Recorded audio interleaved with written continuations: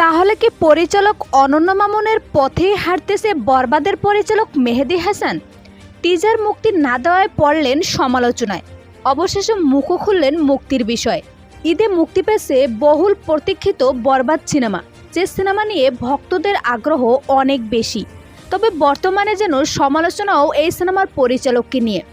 গত 4 দিন আগে পরিচালক জানিয়েছিলেন মুক্তি পাচ্ছে বরবাদের টিজার, কিন্তু বেশ কয়েকদিন কেটে গেলেও এখন পর্যন্ত মুক্তি দেওয়া হয়নি টিজার। জানে অনেকেই সমালোচনা করে চলছে, অনেকেই বলতেছে তাহলে কি পরিচালক অনন্য মামুনের পথে হাঁটতে চলছে মেহেদী হাসান? কেন কিছু মুক্তি দেওয়ার কথা বলে এখনও কেন দিচ্ছে না তিনি?